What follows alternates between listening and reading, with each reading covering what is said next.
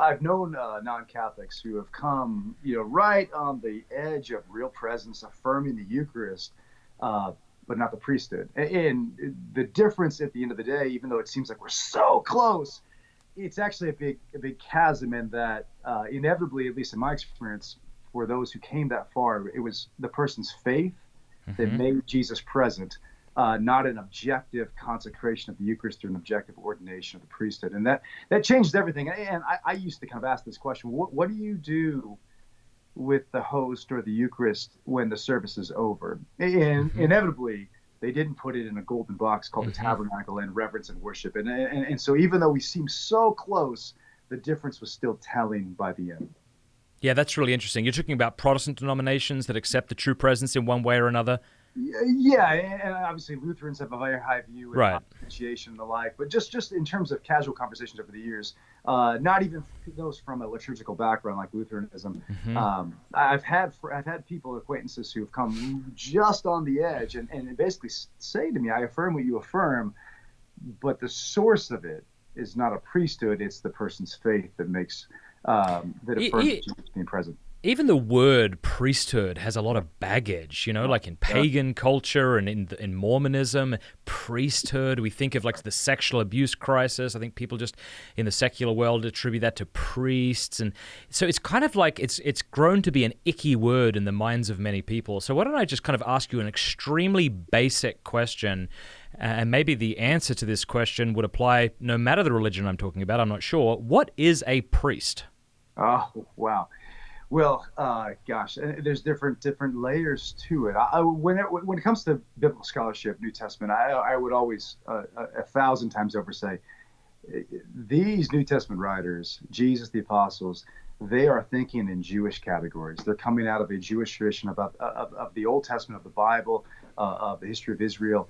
So before we kind of import Greco-Roman categories onto what's Hmm. going on here, we got to go back to the Old Testament. That's first and fundamental. And we may have parallels, we may have links, we may have connections. Obviously, Paul preaches and goes to a Greco-Roman world. I mean, Paul, who's a Roman citizen, but was also trained by the greatest rabbi of the day, Gamaliel. I mean, he's sort of, a Greek-speaking Hebrew specialist, right? So, but again and again, we got to go back to the Old Testament to understand the meanings of these words. And I would just say, even for our current context, um, and I know I've had the good fortune of befriending a lot of priests, they are fully conscious of the fact that what they carry, what they represent, what they live out is, as Fulton Sheen put it, treasures in clay.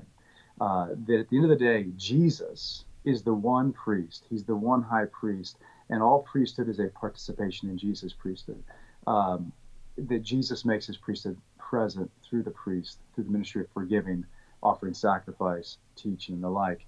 Um, that doesn't mean the priest is perfect, but for a Catholic in good standing, and these priests, they know that they carry something within them that Hmm. vastly transcends who and what they are, and that's the great mystery of it. Um, you asked who and what is a priest. I mean, biblically speaking, we've got different aspects in the Old Testament of priesthood, but they teach. They're teachers. They help us discern between good and evil, between the holy and the unholy, the clean and the common and the sacred.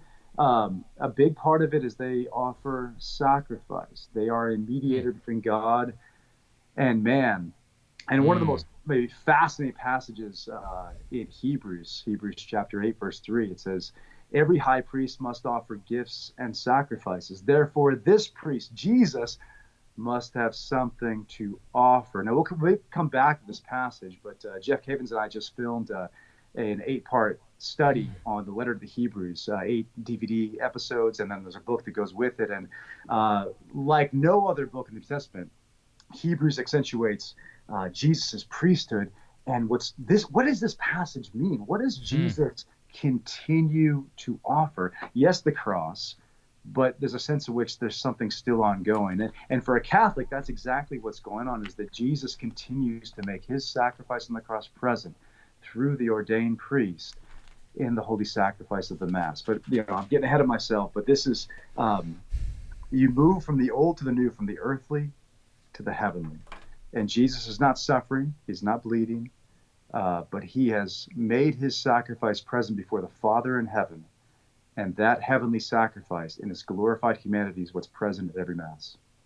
Okay, so just generally speaking then, maybe in the Old Testament, in addition to being a teacher, a priest was a mediator in some capacity between God and man who offered sacrifices. So would you say that that's like an essential component of being a priest? That if you're somebody who's not offering sacrifices and is not in any way a mediator between God and man, you might be a teacher, but really the essence of it is that sacrificial aspect, or no? I'd say that's yeah. I mean, exactly right. Essential, but there's maybe more to it. But that's kind of a sine qua non. That's why a rabbi is not the same thing as a priest. Gotcha. Judaism, after the fall of the temple in AD 70, when the Romans destroyed the temple, it's very different than Old Testament religion. In the sense that you don't have the Levitical priesthood, you don't have the sacrifices. You really move from, and I don't mean this in a pejorative way, but you move from Judaism being a religion based on liturgy, priesthood, sacrifice at the temple to becoming a religion of the book.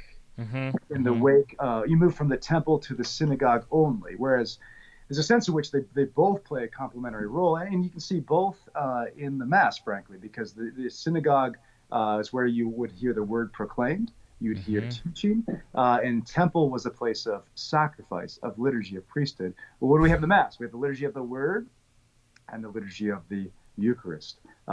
It sounds like a similar transition to Catholicism to Protestantism, where you abandon the sacrificial component, you're now just expounding the word. Yeah, I mean, it's obviously anachronistic, and I get that, but yeah, sure. There is certainly an analogy, no doubt. Thank you for watching this clip. You can click here to watch the full episode, and I want to say a big thanks to our sponsors and to our amazing patrons for making all of this possible. Please do us a favor before you go, click that subscribe button and then the bell, and that way YouTube will be forced to let you know every time we put out a new episode.